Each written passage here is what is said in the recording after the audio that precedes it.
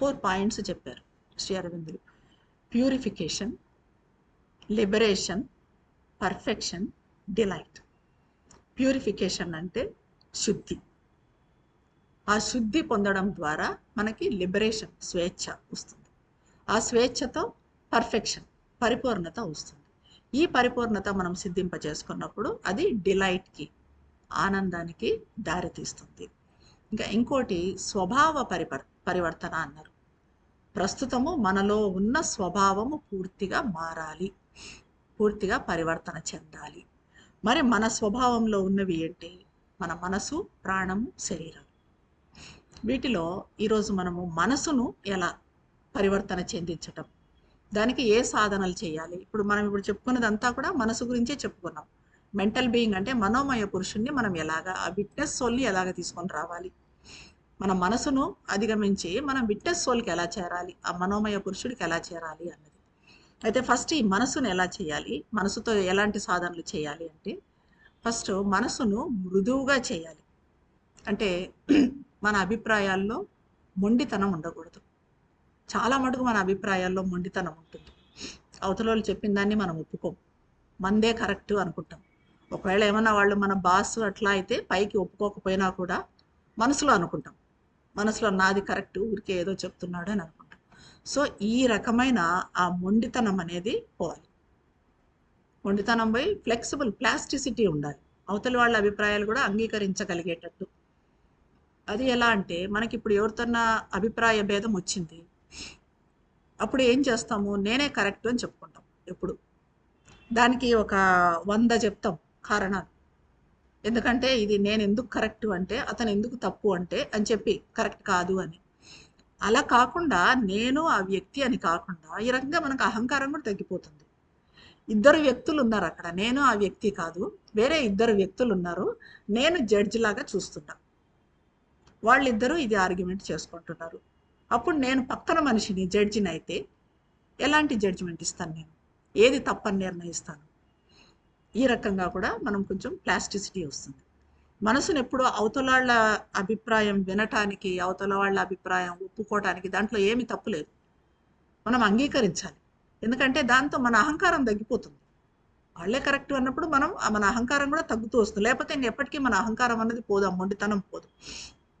ఈ మృదుత్వం అనేది లేకపోతే మదర్ చెప్తారు, కొత్త వెలుగు మన చైతన్యంలోకి ప్రవేశించలేదు. మనలో మొండితనం ఉన్నంత వరకు ఆ పైనుంచి వచ్చే వెలుగు, ఆ ప్రకాశం అన్నది మనలోకి ప్రవేశించలేదు. ఇలా చేయటం వలన మనసు కూడా సంకుచితంగా ఆలోచించటం మాని విశాలం అవుతుంది. మన చైతన్యం కూడా విశాలమయ్యి పైనుంచి వచ్చే శక్తిని అందుకోవడానికి సిద్ధమవుతుంది. మదర్ గ్రేస్, మదర్ పవరు పైనుంచి వస్తున్నాయి మనకి. కానీ మనం దాన్ని అందుకోవాలంటే మరి మొండిగా, గట్టిగా, జడంగా ఉంటే అది ఎలా వస్తుంది మన లోపలికి? మనం బాగా మృదువుగా ఉన్నప్పుడు, ఓపెన్ అయి ఉన్నప్పుడు ఆ మదర్ ఫోర్స్ కానీ, మదర్ లైట్ కానీ అది మనలోకి దిగి వస్తుంది. అప్పుడే మనకు ప్యూరిఫికేషన్ కూడా ఈజీ అవుతుంది. లేకపోతే మనకు మనం చేసుకోవడం సాధ్యం కాదు. అదొకటి, ఇది మొండితనంగా ఉండకపోవటం. ఇంకా రెండవది, ఇప్పుడు మన ఆలోచనలు, సంవేదనలు, భావాలు, ఊహలు ఇవన్నీ కొన్నిసార్లు ఒకదానికొకటి బద్ధ శత్రువుల్లా వ్యతిరేకిస్తాయి. ఒకసారి ఒక ఆలోచన చేస్తాం, ఇంకోసారి ఇంకొక ఆలోచన చేస్తాం. మన ఆలోచనలే అయినా కూడా రెండు వ్యతిరేకించుకుంటూ ఉంటాయి. మన మానసిక స్థితి పూర్తి అయోమయంలో, ఒక గందరగోళంగా ఉంటుంది.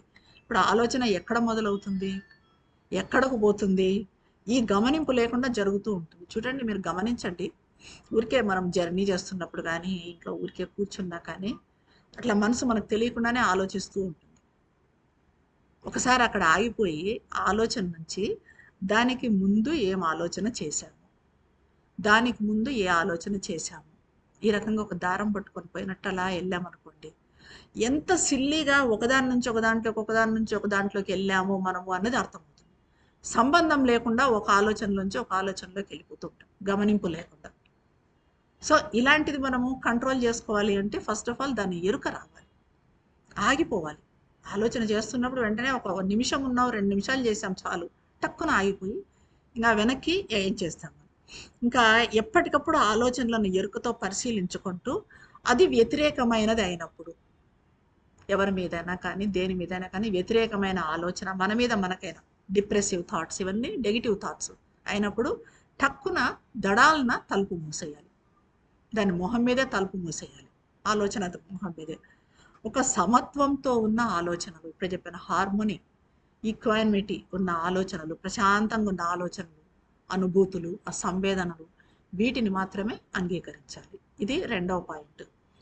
ఇంకా మూడవది, మన వ్యక్తిత్వం అనేది 99% వెన్నతో తయారై ఉంటుంది. అంటే దాని మీద ఒక వ్యక్తి బొటనవేలు అద్దితే ఆ ముద్ర పడుతుంది. అంటే ఎలా అంటే, ఇప్పుడు ఎవరి దగ్గరికన్నా వెళ్ళాం మనం, ఎవరైనా ఏదైనా మాట్లాడారు, వాళ్ళ ఇన్ఫ్లుయెన్స్లోకి వెళ్ళిపోతాం, అది కరెక్ట్ అనుకుంటాం. ఇంకొకరి దగ్గరికి వెళ్ళాము, ఇంకొకరు ఇంకోటి మాట్లాడారు, వాళ్ళది కరెక్ట్ అనుకుంటాం, వాళ్ళ ఇన్ఫ్లుయెన్స్లోకి వెళ్ళిపోతాం. ఆ రకంగా మంది వెన్నలాగా ఉంటుంది వ్యక్తిత్వము.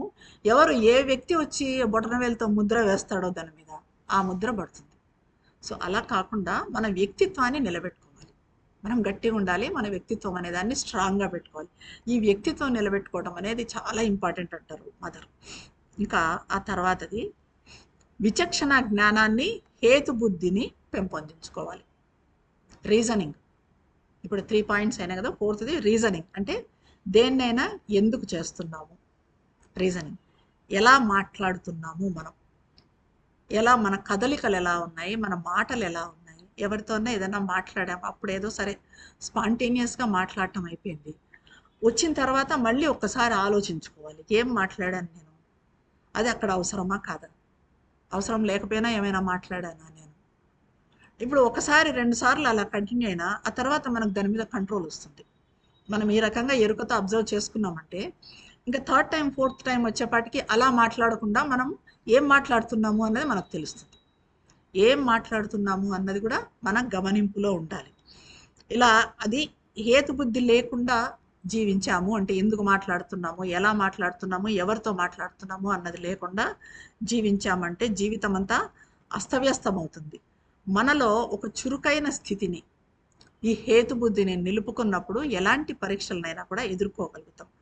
గందరగోళంలో ఉన్నప్పుడు మనం ఇలా హేతుబుద్ధిని, రీజనింగ్ని డెవలప్ చేసుకుంటే, మనం ఏదైనా గందరగోళంలో ఉన్నప్పుడు ఒక్కసారి అది ఒక అడుగు వెనక్కి వేసి జరిగేదాన్నంతా చిరునవ్వుతో చూస్తూ, ఇంత చిన్న విషయానికి ఇంత రాద్ధాంతం చేయాల్సింది కాదు అని చెప్తుంది. మనం ఒకవేళ చేసినా కూడా తర్వాత వచ్చి చూసుకుంటే ఒకసారి ఎందుకు ఇంత రాద్ధాంతం చేశాను, ఇంత చిన్న విషయానికి ఇంత రాద్ధాంతం చేయాల్సిన అవసరం లేదు కదా అని అనిపిస్తుంది. ఎప్పుడు ఇది మనలో రీజనింగ్ మైండ్ అనేది ఎక్కువ చేసుకున్నప్పుడు. ఇంకా తర్వాత మనసుకి ఆవేశము, తొందరపాటు లేకుండా ఒక సమత్వాన్ని అలవాటు చేయాలి. ఆవేశంగా వెంటనే స్టెప్ బ్యాక్ అంటారు మదర్. ప్రతిదానికి కొంచెం ఆలోచించి మనం పనిచేయడం, కొంచెం ఆలోచించి ఏదైనా మాట మాట్లాడడం, కొంచెం ఆలోచించి చర్య తీసుకోవడం, అన్నీ టక్కుని చేసేయడం కాకుండా అలా తొందరపాటు లేకుండా ఒక సమత్వంతో, ఈక్వానిమిటీతో పనులు చేయాలి. సాధ్యమైనంత వరకు మనసుకు నిశ్శబ్దంగా ఉండటం నేర్పాలి. సాధ్యమైనంత వరకు నిశ్శబ్దంగా ఉండటం అలవాటు చేయాలి. ఇది మనసును పరివర్తన చెందించటానికి చేయాల్సిన సాధన. ఇంకా మనకు ఆలోచనలను నియంత్రించటానికి మదరు 4 సాధనలు చెప్తారు. దాంతో ఇది కంప్లీట్ చేద్దాము. ఆ 4 సాధనలు ఏమంటే, ఇవన్నీ కూడా మనకి మెంటల్ బీయింగ్కి పనికొచ్చేవి. మనోమయ పురుషుడిని బయటికి తీసుకురావాలంటే మనము ఈ సాధనలన్నీ అవసరమే. మన మనసును మృదువుగా చేయటము, మొండితనంగా ఉండకుండా ఉండటము, మన స్వభావాన్ని పరివర్తన చెందించాలనుకోవటము, ఆవేశము, తొందరపాటు లేకుండా ఉండటము, హేతుబుద్ధిని పెంచుకోవటము, ఇవన్నీ కూడా చేయాలి. ఇంకా ఆలోచనలు మనము కంట్రోల్ చేసుకోవటానికి, అంటే ఆలోచనలు నియంత్రించుకోవటానికి ఏ సాధనలు అంటే 4 సాధనలు మదర్ చెప్తారు. ఒకటి ఏమంటే ఆలోచనలను గమనించటం.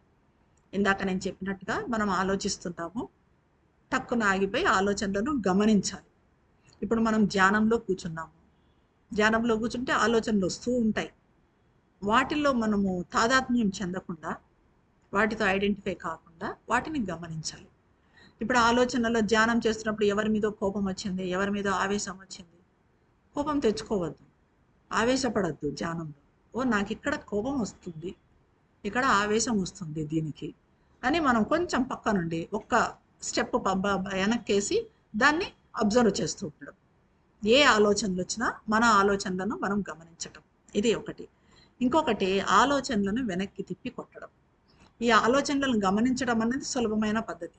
శ్రీ అరవిందులు అంటారు, ఆలోచనలను వెనక్కి తిప్పి కొట్టడం అనేది కొంచెం కష్టమైనది. అయితే ఈ గమనించడంతో చాలా టైం పడుతుంది మనకు. ఈ వెనక్కి తిప్పి కొట్టడంతో తొందరగా మనకి రిజల్ట్ వస్తుంది. వెనక్కి తిప్పి కొట్టడం అంటే మనకు ఆలోచనలు ఎక్కడి నుంచి వస్తున్నాయి? ఇక్కడి నుంచి మనకు లోపలికి ప్రవేశిస్తున్నాయి. ఇక్కడి నుంచి లోపలికి రాకముందే వాటిని ఇలా వెనక్కి తిప్పి కొట్టాలి. ఇది చాలా కష్టం. ఎందుకంటే ఆలోచన వస్తున్నప్పుడు ఎక్కడి నుంచి వస్తుంది అని మనం అబ్జర్వ్ చేయటం అనేది దాన్ని మళ్ళీ వెనక్కి తిప్పి కొట్టడం. కానీ దీంతో మనకు ఫలితం మాత్రం తొందరగా వస్తుంది ఆ రకంగా చేయగలిగితే. ఇంకోటి మూడవ పద్ధతి ఏమంటే పెట్టాల్సిన దాని మీద శ్రద్ధ పెట్టడం. వీటిల్లో ఏదో ఒక్కటి ఫాలో కావచ్చు. పెట్టాల్సిన దాని మీద శ్రద్ధ పెట్టడం, మనం ఏకాగ్రత పెట్టవలసిన దాని మీద ఏకాగ్రత పెట్టడం. అంటే ఇప్పుడు ఉదాహరణకి మనం ఒక బుక్ చదువుతున్నాము, మధ్యలో టక్కున ఆలోచనలు వస్తాయి. ఆ బుక్ చదవడం కొంచెం చదివిన తర్వాత ఏవో ఆలోచనలు, మరీ కాన్సన్ట్రేషన్ బాగా ఉంటాయి తప్ప. అయితే ఆలోచనలను పట్టించుకోకూడదు. మనం బుక్ చదువుతున్నాము, బుక్ మీదే కాన్సన్ట్రేషన్. ధ్యానం చేస్తున్నాము, దేని మీదో ధ్యానం చేస్తున్నాము. ఇప్పుడు మదర్ ఆకాంక్ష అనే దాని మీద ధ్యానం చేస్తున్నాము. మదర్ని గ్రేస్ రావాలి మనకు అని. మధ్యలో వేరే ఆలోచనలు వస్తున్నాయి, పట్టించుకోవాల్సిన పని లేదు. మనం పెట్టాల్సింది శ్రద్ధ. మనం ఏంటి, దేని మీద, ఏ పాయింట్ మీద శ్రద్ధ పెట్టాలి, దాని మీద పెట్టాలి. ఇప్పుడు బ్రహ్మకుమారీస్లో దీంట్లో ఏం చేస్తారంటే ఒక చిన్న లైట్ బల్బ్ పెట్టుకొని ధ్యానం చేస్తారు. ఆ బల్బుని చూస్తూ ఇంకా అట్లాగే చూస్తూ ఉండటం అనమాట, ధ్యానం చేస్తారు. అలా చూస్తూ ఉన్నప్పుడు ఆలోచనలు వస్తాయి. ఆలోచనలు పట్టించుకోకుండా దాన్నే చూస్తూ ఉండటం. అలా ఏకాగ్రత, దేని మీద అయితే ఏకాగ్రత పెట్టాలనుకున్నామో దాని మీదనే ఏకాగ్రత పెట్టడం. మనం మాట్లాడుతూ ఉన్నాము ఎవరితోన్నా, వేరే మాటలు మాట్లాడుతున్నప్పుడు కూడా ఆలోచనలు వస్తాయి కొంతమందికి. ఎప్పుడు వస్తాయంటే ఆ మాటల మీద పూర్తిగా శ్రద్ధ పెట్టకపోతే, ఏకాగ్రత పెట్టకపోతే. అలా కాకుండా ఆలోచనలు లేకుండా నువ్వు పెట్టాల్సిన ఆ మాట మీద, మాట్లాడే మాట మీద ఏకాగ్రత పెట్టు. దాని మీదనే శ్రద్ధ పెట్టాలి. పక్కకి ఆలోచన అనేది వచ్చినా కూడా దాన్ని పట్టించుకోకూడదు. ఇది ఒక పద్ధతి. ఇంకా ఫైనల్గా ఏమంటే పాజిటివ్, నెగిటివ్ అని రెండింటిని వేరు వేరు చేయటం. మన ఆలోచనల్లో ప్రతి ఒక్కరికి రెండు రకాల ఆలోచనలు ఉంటాయి. పాజిటివ్ ఆలోచనలు ఉంటాయి, నెగిటివ్ ఆలోచనలు ఉంటాయి. మరి ఏంటివి ఇవి అంటే, పాజిటివ్ ఆలోచనలు అంటే మనకి సంతోషాన్ని ఇచ్చేవి, మనకి శక్తినిచ్చేవి. మనకు ఇప్పుడు ఏదైనా పరవశం, మా మదర్ గురించి చెప్పుకోవటం కానీ, మదర్ గురించి ఆలోచించుకోవటం కానీ, ఇలాంటివి చేసినప్పుడు, ఇలాంటి మంచి కార్యక్రమాలు నిర్వర్తించినప్పుడు అవి పాజిటివ్ ఆలోచనలు.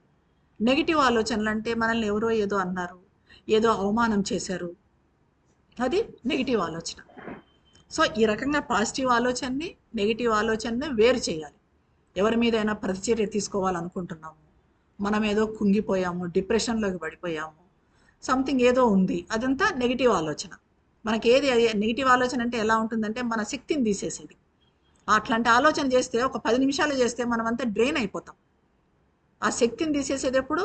నెగిటివ్ ఆలోచనలు. మనకు శక్తినిచ్చేటివి, ఆనందాన్ని ఇచ్చేటివి పాజిటివ్ ఆలోచనలు. ఈ రెండింటిని వేరు చేయాలి. నెగిటివ్ ఆలోచనలను నిరాకరించాలి. అవి నెగిటివ్ అని తెలుసుకొని నెగిటివ్ ఆలోచనలు నిరాకరించాలి. పాజిటివ్ ఆలోచనని కంటిన్యూ చేయాలి. ఎప్పుడు సాధ్యమైనంత వరకు నెగిటివ్ ఆలోచన అనేది లేకుండా వాటి స్థానంలో పాజిటివ్ ఆలోచనలే ఉండేట్టుగా చూసుకోవాలి. ఇది మనము మనసును పరివర్తన చెందించటానికి చేయవలసిన సాధనలు. ఇంకోటి ఏమంటే ఫైనల్గా, మరీ మనసు మనకు అలజడిగా అనిపించినప్పుడు మంత్ర జపం, నామజపం, మదర్ది నామజపం చెప్పుకోవటం బాగా పనిచేస్తుంది. ఆనందమయ్యి, చైతన్యమయ్యి, సత్యమయ్యి అని కానీ, లేకపోతే మా మా మా అని కానీ. అది ఎలా ఉండాలంటే యాంత్రికంగా అదేదో ఆనందమయ్యి ఆనందమయ్యి చెప్పుకుంటున్నట్టు ఉండకూడదు. అది ఎలాగా మనల్ని ఒక హై స్టేట్లోకి తీసుకెళ్ళాలి. పూర్తిగా దాంట్లో ఇదైపోయి ఆనందమయ్యి, చైతన్యమయ్యి, సత్యమయ్యి, పరమే అంటే మనం ఎలా అక్కడ ఉన్నత చైతన్యంలోకి వెళ్ళిపోవాలి. మానసిక సరోవరాల్లోకి, ఉన్నత చైతన్యం అనే మానసిక సరోవరాల్లోకి ఒక హంస ఎలాగైతే ఎగిరిపోతుందో ఆ రకంగా మన మనసు అక్కడికి ఎగిరిపోవాలి అనమాట, యాంత్రికంగా కాకుండా. ఇది కూడా మనసును కంట్రోల్ చేయడానికి చాలా అద్భుతంగా పనిచేస్తుందండి. ఇదే ఈరోజు మెంటల్ బీయింగ్ గురించి. శ్రీమాతకు దివ్య జననికి శతకోటి వందనములు సమర్పించుకుంటున్నాను. ధన్యవాదాలు.